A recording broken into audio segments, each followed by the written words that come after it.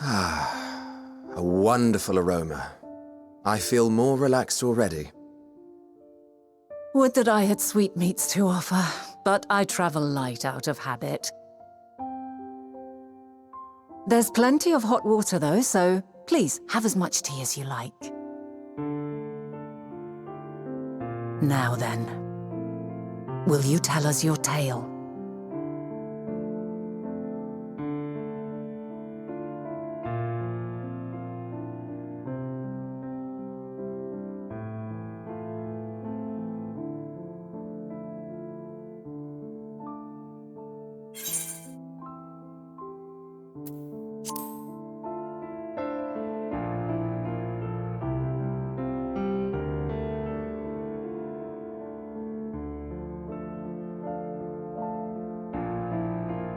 Why don't you start from the beginning?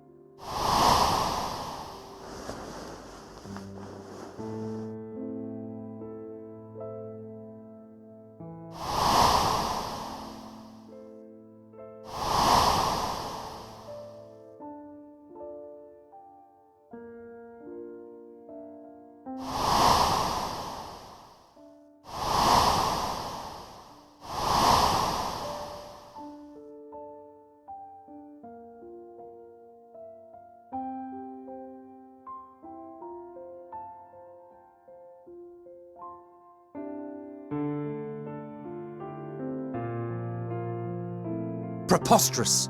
Utterly preposterous. While not the words I would have chosen, I too have my doubts. Much of it borders on the incredulous. What of you, Vanar?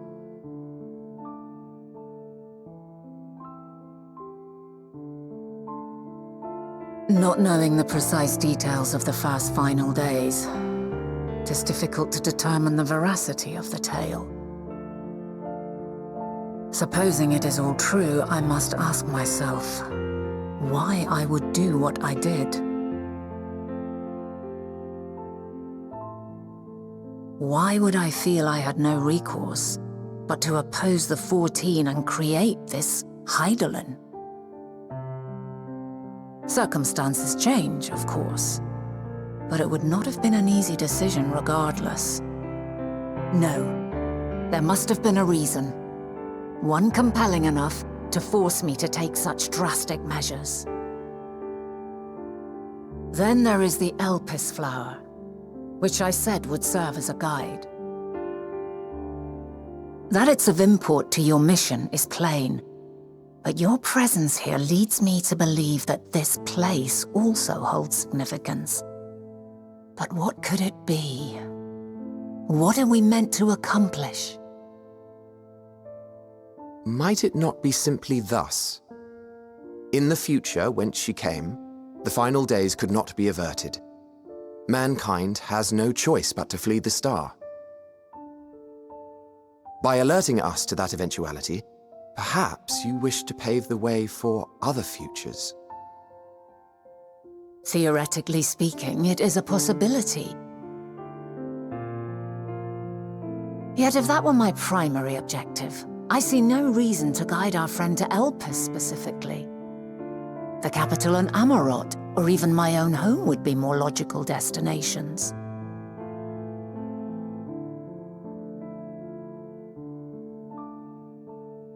True, true.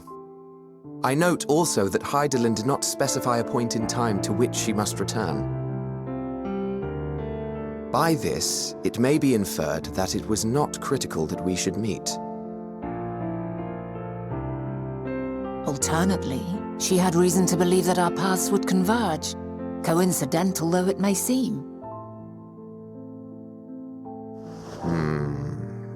This is quite a puzzle, and we do not have all the pieces.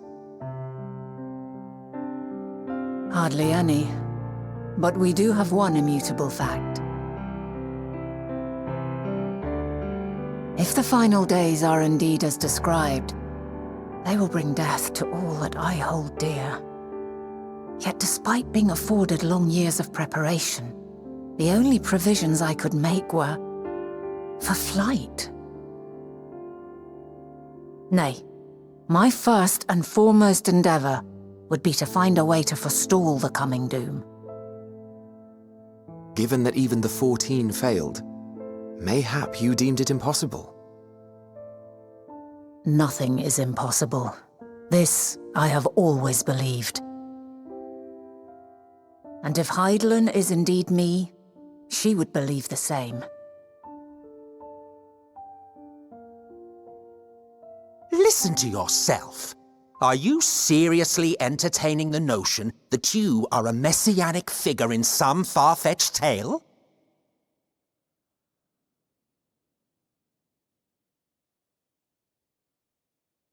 Well, I will not. I refuse to accept that our world could be undone by some unforeseen calamity. I also take offense to my portrayal as a megalomaniacal madman. To sacrifice oneself for the star is a noble act, and I would hold those who gave themselves to this zodiac in the highest esteem. Yet, you claim I recreated Amarot and populated it with phantoms of our people? A bizarre indulgence that would be insulting to their memory. Worse still, I even invited you there. Literally invited my own downfall. Why would I do something so idiotic and inexplicable?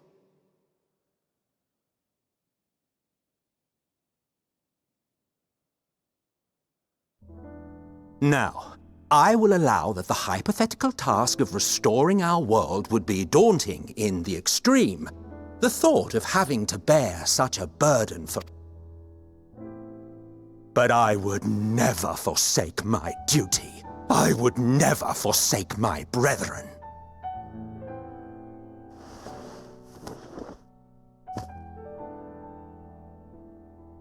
You do not know me. I've had my fill of your fiction.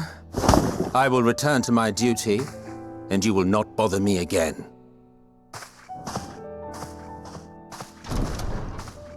Emmett-Selk! Wait!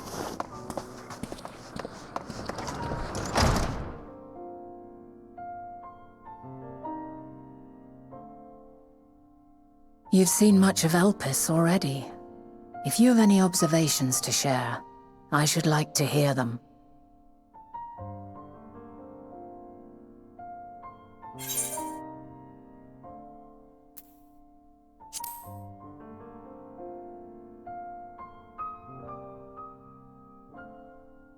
Ah yes, the energy distinct from ether. Though not my field, I have a basic understanding of dynamis. And you say Hermes researched the phenomenon in the course of creating Meteon? Yes, I believe this warrants further investigation.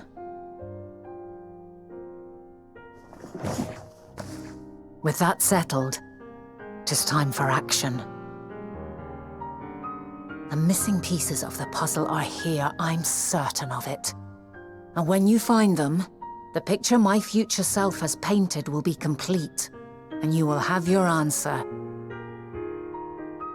And suffice it to say, I will aid you in your quest.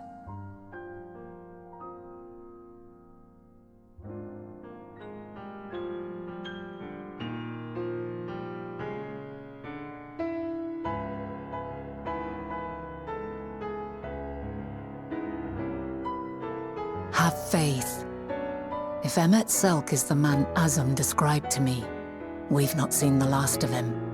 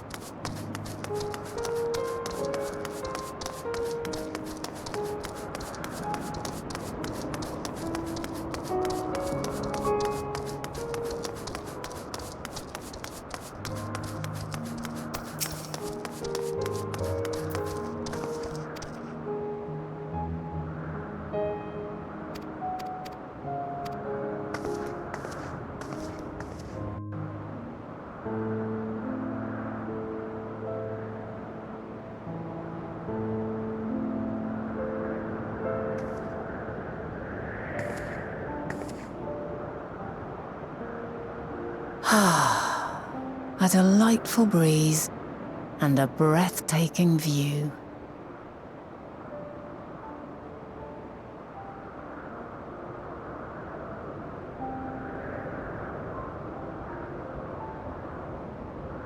What is it like in the future? Is the world still a beautiful place?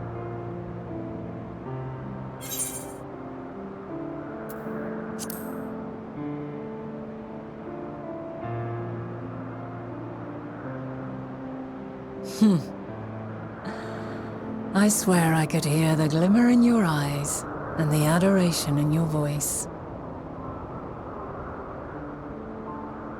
While we wait, will you not tell me about your adventures? Well, not the portentous events which led you here, but the simple delights all your own. By learning about the future world, I may gain insight into future me's plans. But more than that, I have an interest simply as a fellow traveler. Short of going somewhere oneself, there's naught more stirring than hearing another's account.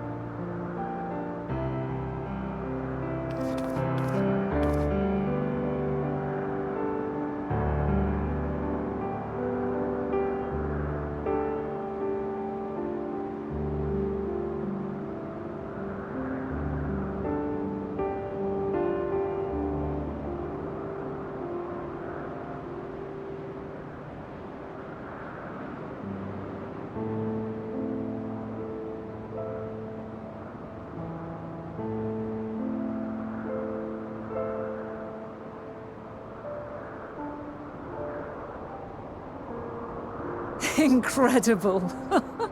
Would that I could have been there to see it.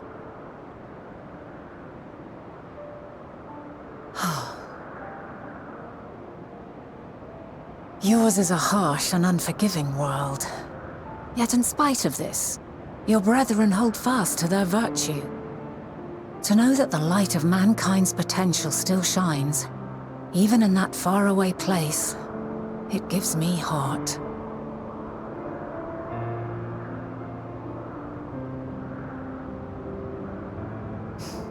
Thank you for regaling me with your tales. I will treasure every word.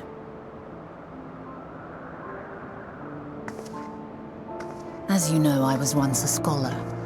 And among other things, I sought to understand the workings of the world.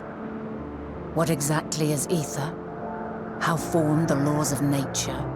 Whence sprung mankind? Riddles and mysteries beyond counting. Over the years, I have managed to find answers to some few of them. Yet rather than attain a sense of mastery, the more I understood, the more I came to hold the world and its miracles in awe. We too are miracles, each and every one of us, born of the warm breath of life that traverses the heavens, swirling through eternity. When I fully grasped the improbability of our existence, nothing felt impossible anymore. If it could be imagined, it could be done.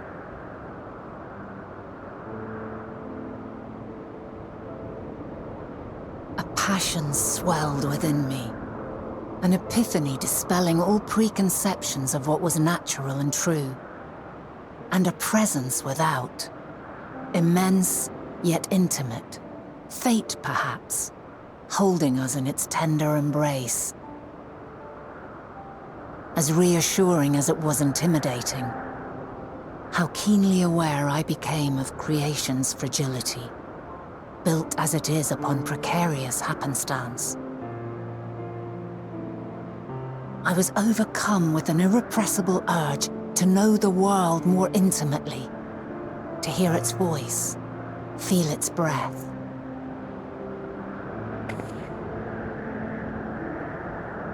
I ventured forth on a journey that very day, so very long ago now.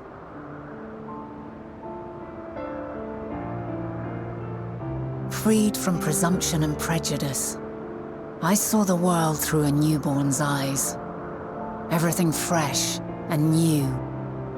And so, so beautiful. Lands that stretched on forever. Skies one could drown in. The heartbeat of nature, silent yet strong. And amidst it all a people, beacons of light and life. Laughter that warmed my heart like naught else before. They are my meaning, and my purpose, my love. And so long as they need help, I cannot return to the star. Perhaps my future self is still waiting for it. A moment she can let go and walk unto the end. Safe in the knowledge that man will find his own way.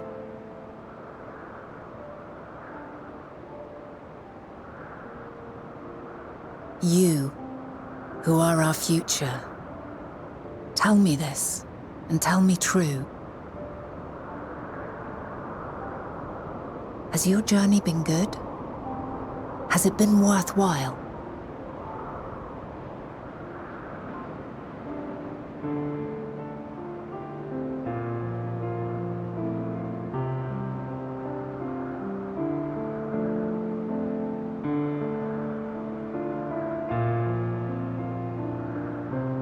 Pray forgive my lateness. My observation subject was rather irritable, and it took a while to settle it down. No need to apologize. Your work takes precedence. Besides, we had a pleasant conversation in the meantime. You're too kind. Now then, I'm told you wished to ask me some questions. Indeed.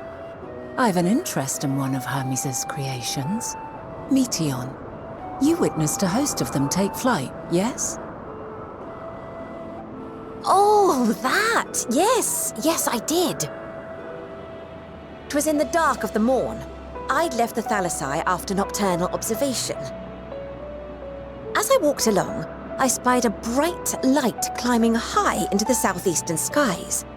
Then, in an instant, it was gone. Like a shooting star, only rising rather than falling. But then another shot up, then another, and another. Intrigued, I made my way to the edge to investigate. And who should I spy on an isle to the south but Hermes and Meteon, the Matea, rather. There were lots of them, and I realized they must be the shooting stars that I'd seen. A dazzling spectacle indeed. Have you spoken with Hermes about this? Oh, yes. The sight left such an impression on me that I approached him about his mystery project the very next day. Alas, he said that he couldn't reveal anything just yet, that he needed to conduct further tests. It shouldn't be long now, though. He often returns to that isle, and I have a feeling he's nearing a breakthrough.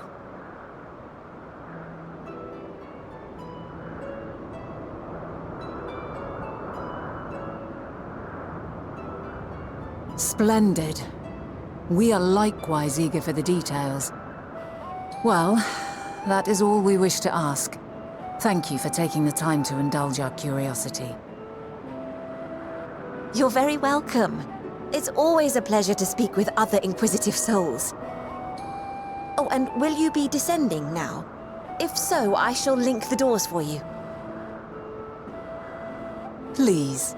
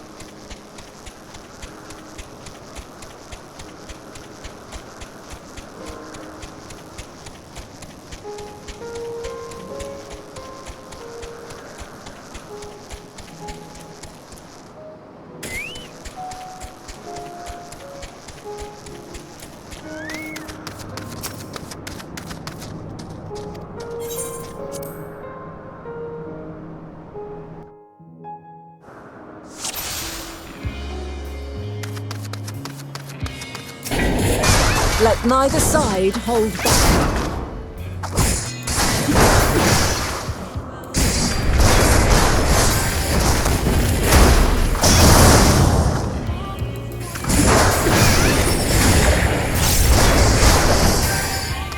My blade sings!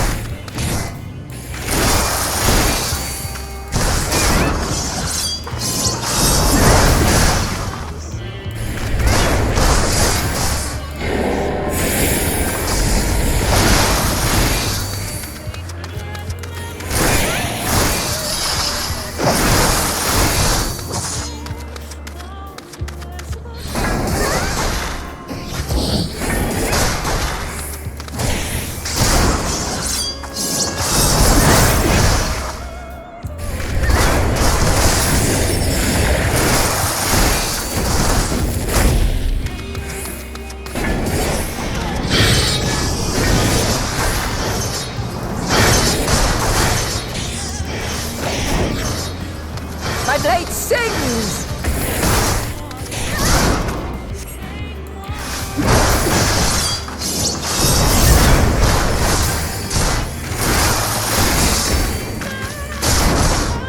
Impressive. I shall have to try something different.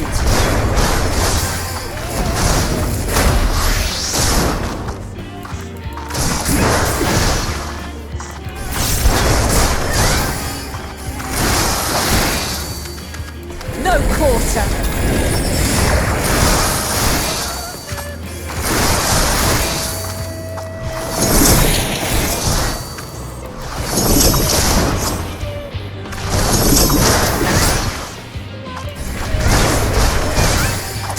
Have a taste.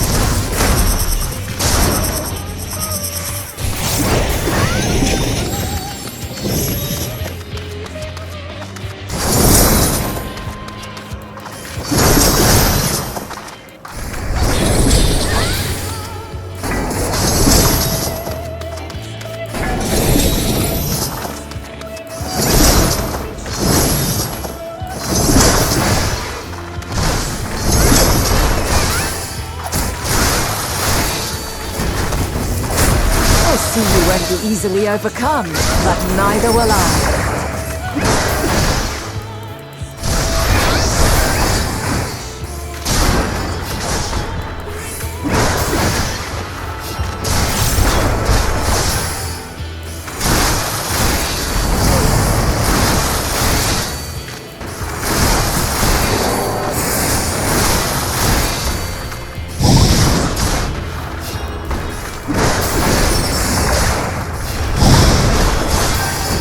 Prepare yourself!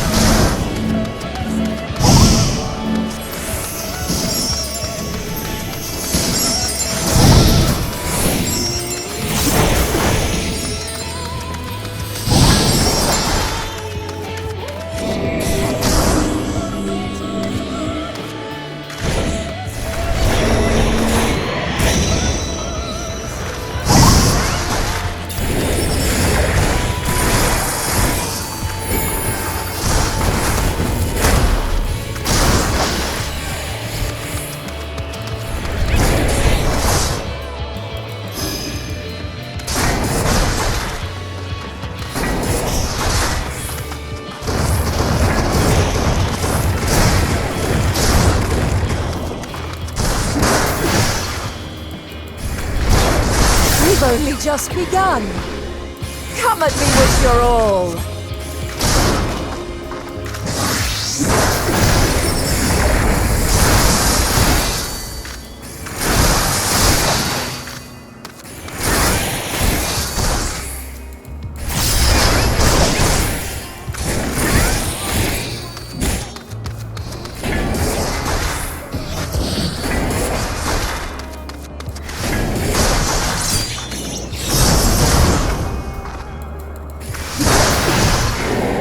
Very well. Let us move to the final trial.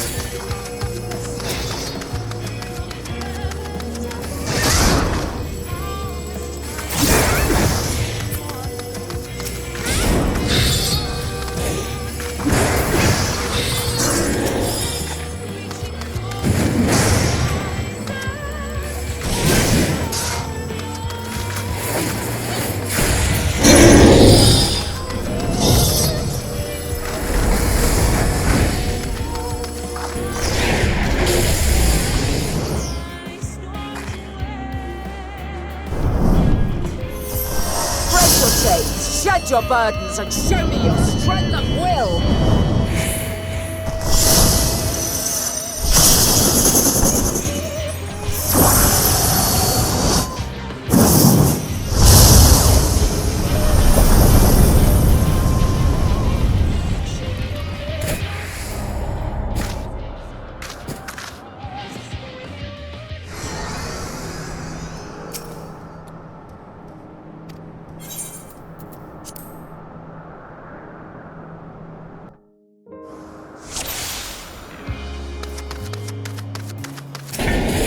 Let neither side hold back.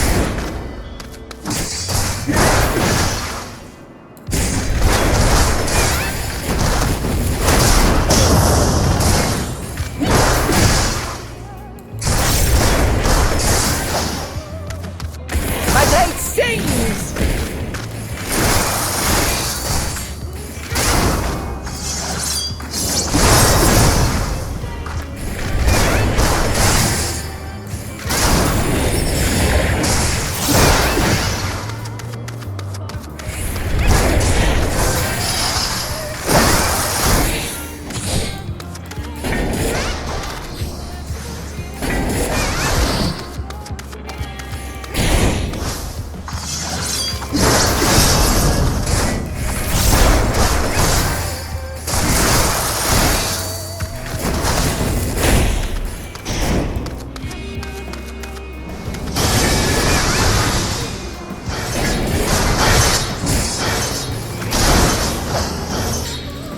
My blade sings!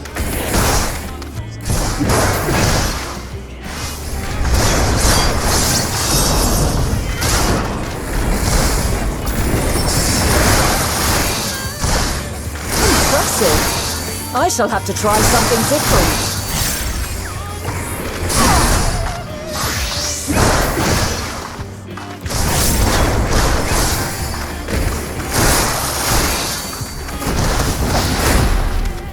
No quarter!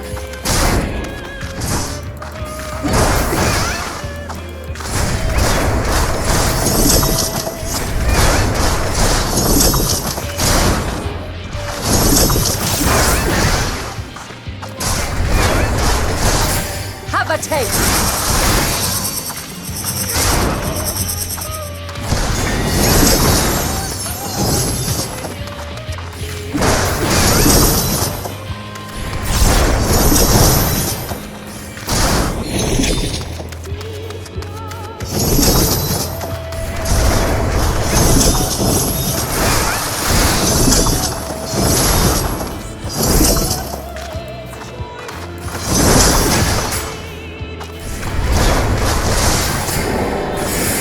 I see you won't be easily overcome, but neither will I.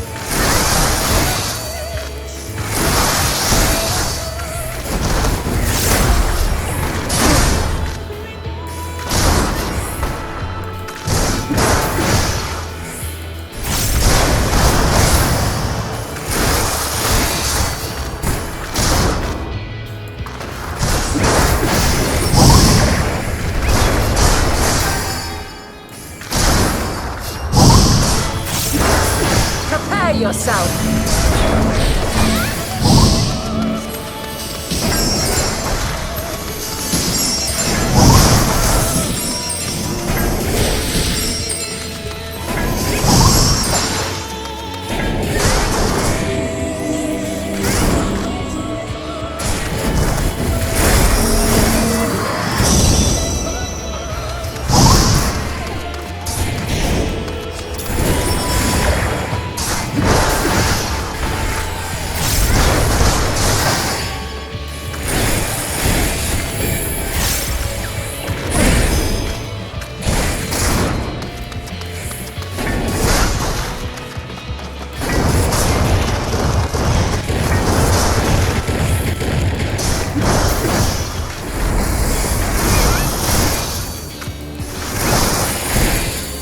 Very well.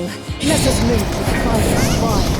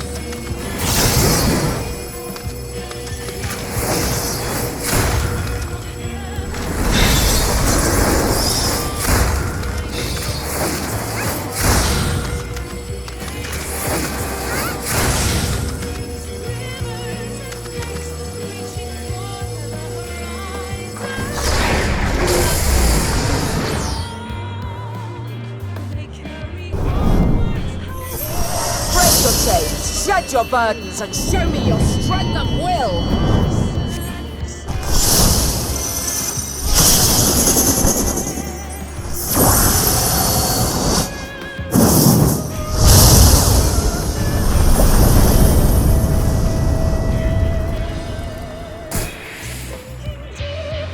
You still stand. The people of your time are more resilient than I had dared hope. I've seen enough.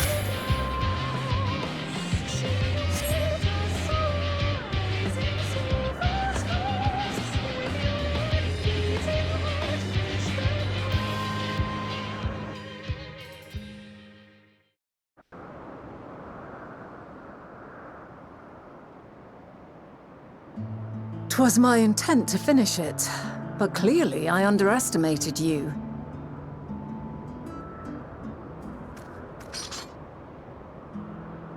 One would think I never learn. I made the same mistake with Azem when we first sparred. Despite being less than half my age, her strength was astounding. As is yours. 'Tis plain you have weathered considerable hardship. Far more even than your tales would suggest. It seems we have both learned much on our journeys.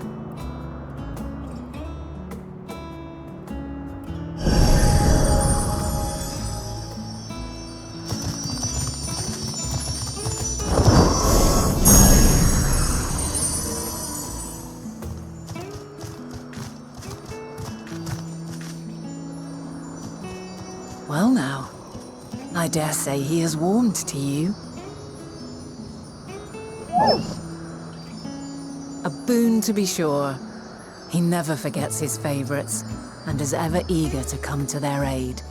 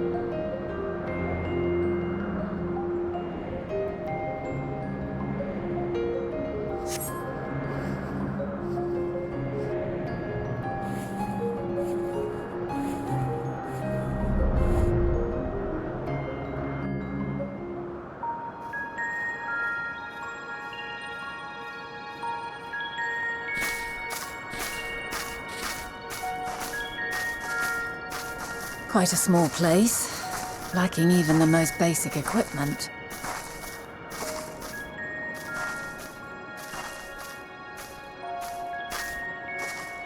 The present may yield no clues, but we may yet try perusing the past. Have you done this before?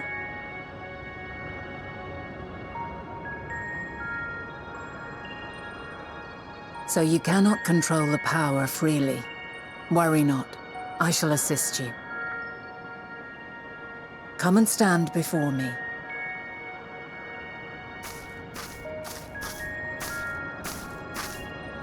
There are two ways to see the past.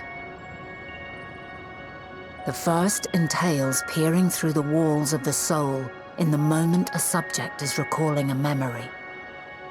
The second requires no subject, and is instead a process of piecing together an event from ripples left in the ambient ether.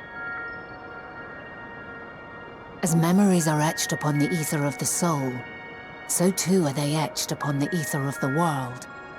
In this way can history be preserved. Such memories are given to fading, however, and can prove challenging to visit. But come, let us try. Close your eyes.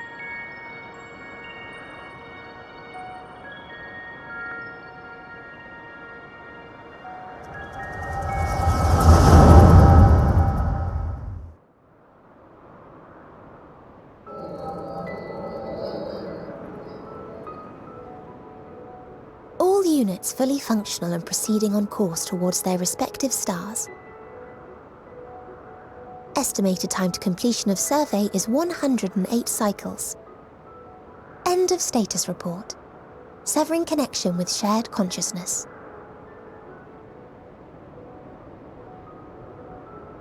Did you hear that, Hermes? All is well.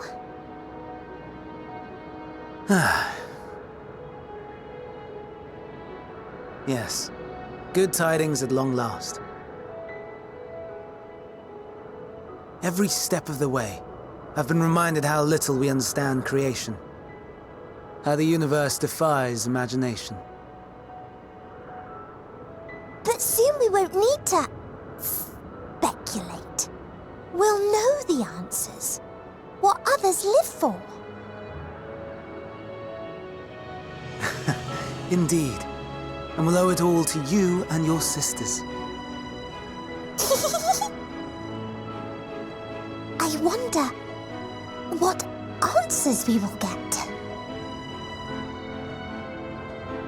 Whatever intelligent beings that exist out there are bound to be vastly different from us. Diverse in form and culture, possessed of unique ways of thinking. Their conception of life and its purpose will be no exception.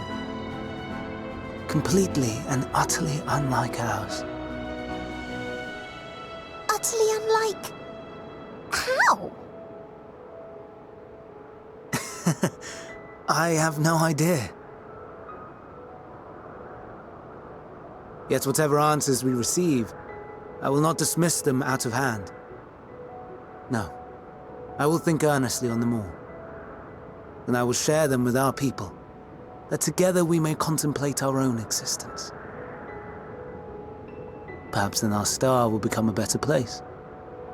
Not only for man, but for all life.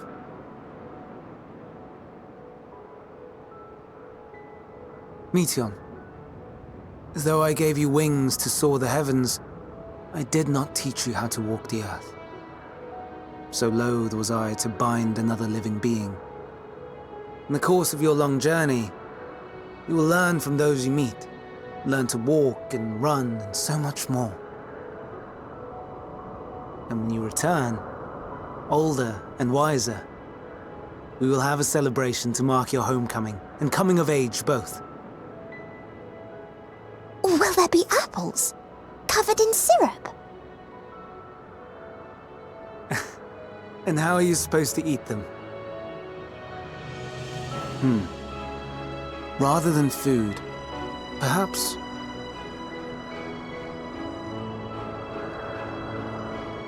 a flower. Yes.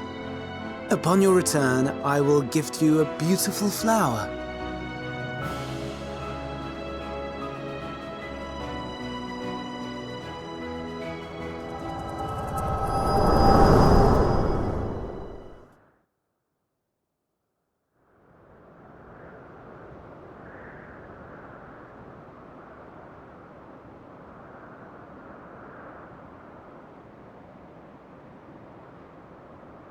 So, what is your opinion?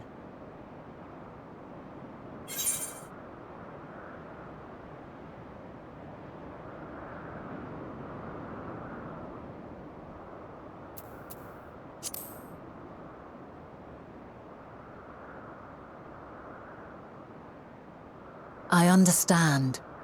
He is a gentle soul, and well-intentioned. Yet it does not take ill intent to beget ill. We must consider the possibility that something may have gone awry. Perhaps it was oversight, or simply an accident.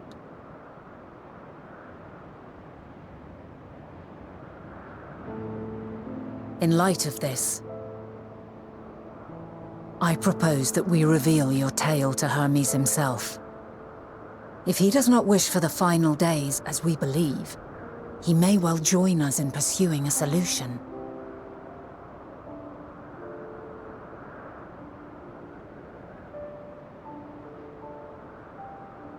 Then it is settled. Let us seek out our friend with all swiftness. 'Twould not do to let such a pure soul be blackened by tragedy.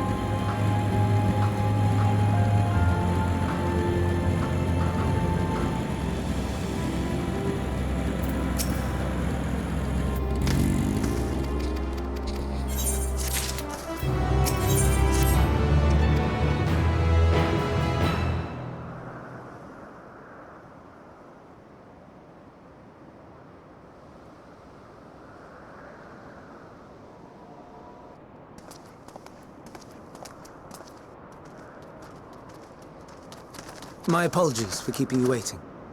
I understand there is a matter you wish to discuss. Aye. A matter of the utmost gravity. If one can suspend disbelief. Go on then. Tell him what you told us. Who you are and why you came.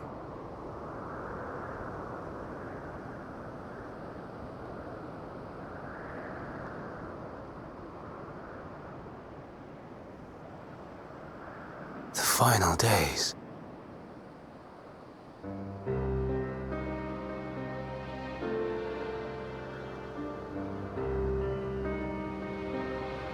The phenomena observed during these star-encompassing calamities is likely the product of a dynamis reaction. And none is more versed in the applications of this energy than you, Hermes. I must stress that we do not believe you would desire such destruction. We come not to lodge accusations, but to beg your wisdom. And so, distressing though the exercise may be, I ask that you share with us your opinion on the matter, on the assumption that our visitor's tale is true. Even you, Vana.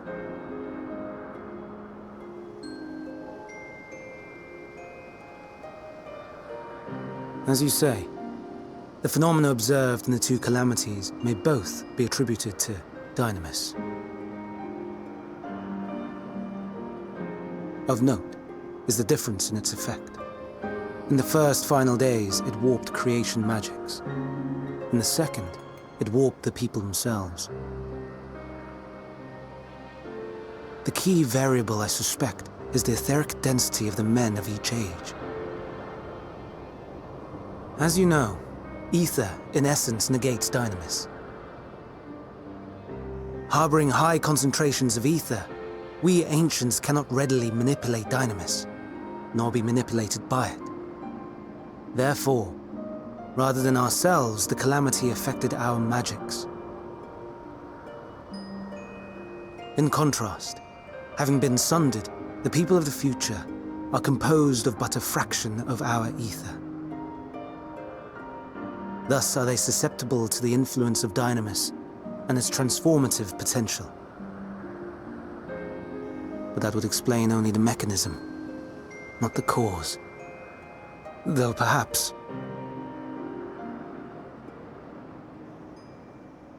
What is it? Even should it be a hypothesis, we would hear it.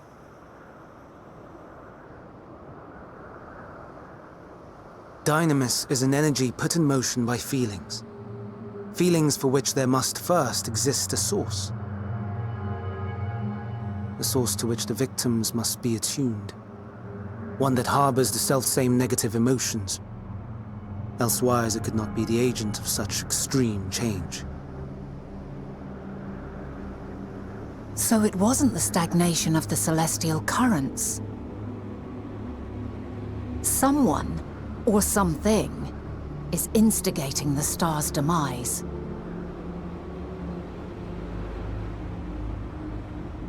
So, we've a villain on our hands after all. Any idea who or what it could be? The celestial currents comprise the outermost layer of the star's ether, encasing it like a protective sphere. According to your tale, it was where the currents were weakest that the phenomena first manifested. If the inciting factor came from without Aetheris, then its effects would first be seen in those locations.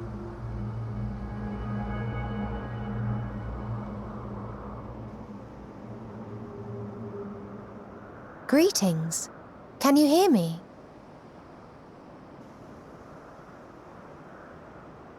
Do not be alarmed. I mean you no harm. I wish only to hear your words, share your feelings, know your thoughts. May we please be friends? Meteon. What is it? executing scheduled tasks, suspending individual self and connecting to shared consciousness. Connection established. Commencing status report.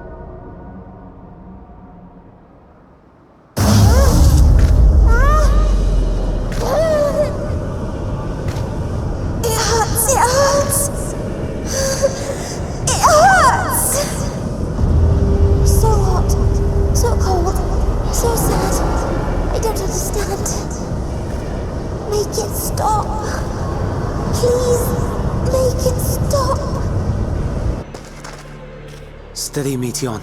Steady. So scared. So lonely. The pain. It's too much. Why? Why do we... They hurt. Hate. This is wrong. All wrong. She's gone? But how? She has altered her etheric density in order to blend in with her surroundings, an ability for avoiding confrontation. Most effective. Frustratingly so. I can't see her either. Not even a trace. Stay away. Please. This is wrong. My mistake. So please. Are you all right?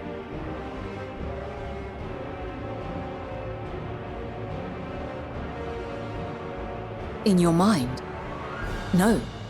We only heard her speak the instant before she vanished. Of course. When communicating without words, Meteon also employs dynamis. That would explain why you were able to hear her when we could not. Then you are our best chance of finding her. Follow her voice and try to track her down. Hindered though we may be, let us split up and search as well.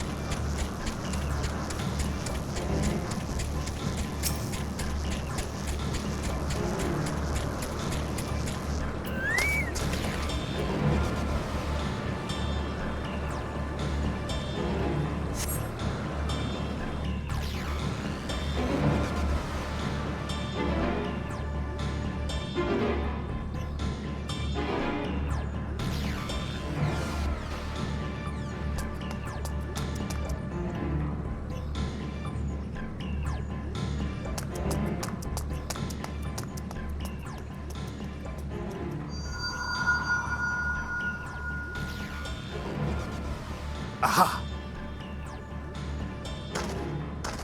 Give chase! We shall herd her into the shelter.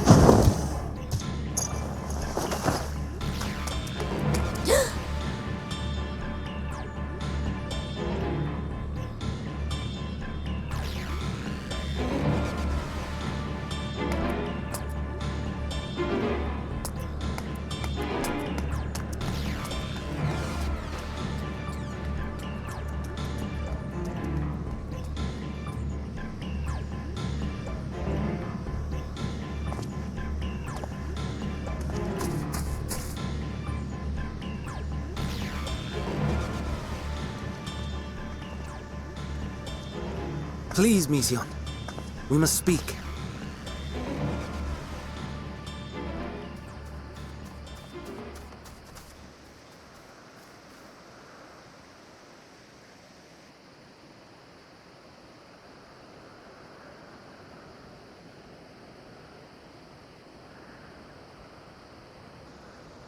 I'm sorry, Hermes. I'm so sorry.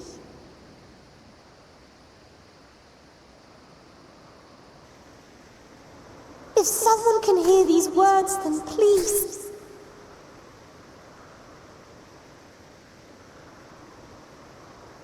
Please protect them.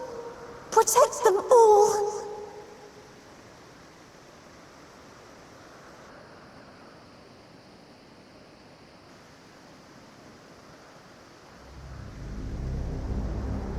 Individual self-suspended. Connection with shared consciousness stable. Our survey is complete. We shall now report our findings.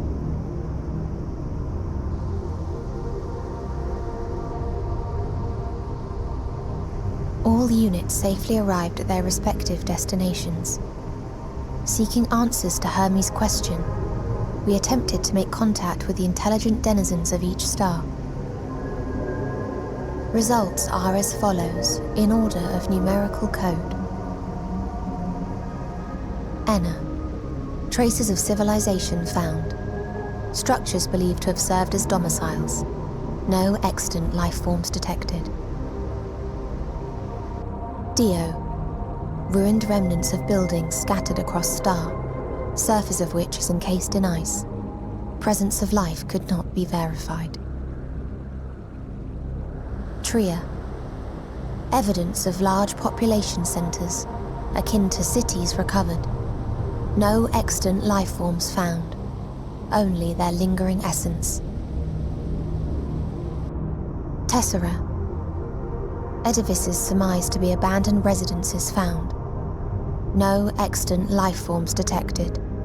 Deadly plague or extreme environmental degradation likely to have led to mass extinction. They are all dead. Octo. Star found in state of violent conflict. Contact successfully made with inhabitants, but deployment of weapons of mass destruction resulted in total annihilation of local population shortly thereafter. Inea. Star is a barren desert. No identifiable flora found. Bones of living beings resembling men discovered beneath sands, but determination regarding their intelligence inconclusive.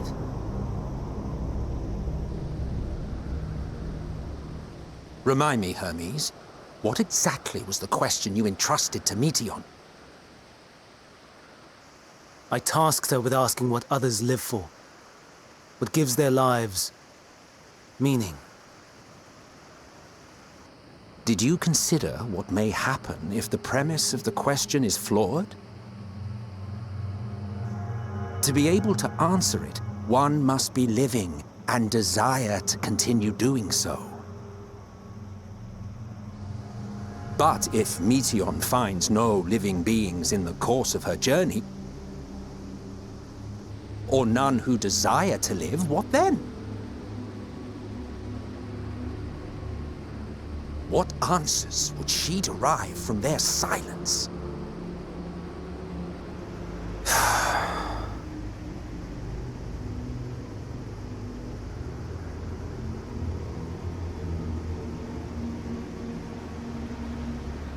Meteion, enough! Suspend your mission and return hither at once. Decapente. Local civilization once flourished under auspices of higher power. Said power later laid waste to civilization in fit of rage. Upon revealing this to me, entity elected to self-terminate in lieu of providing answer to question. No other intelligent life forms found. Turning a deaf ear, are we? We are taking Meteion back to Amarot. As I understand, we will need her if we are to bring back all of her sisters. Yes.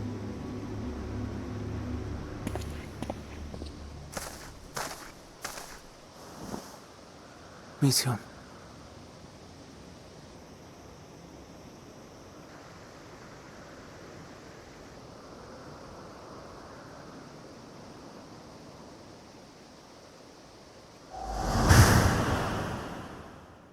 It isn't right, is it? It isn't right to turn away from the answer. Even if the answer is pain.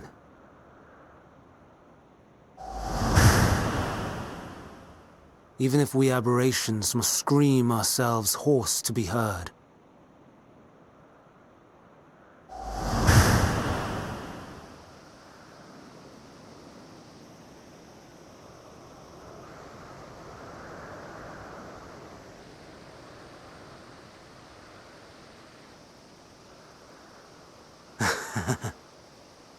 Aye. Whatever answers we find, I will not dismiss them out of hand. These words I said to you, and I will hold myself to them.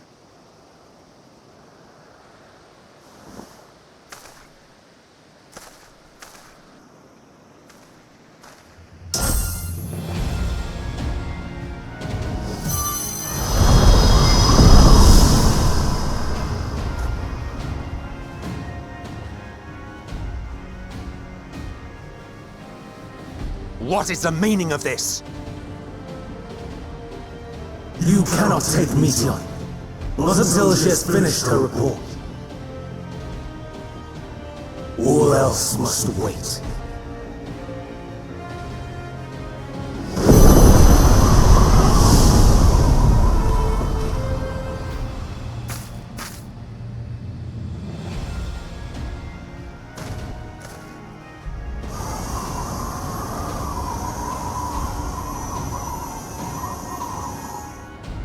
You fool!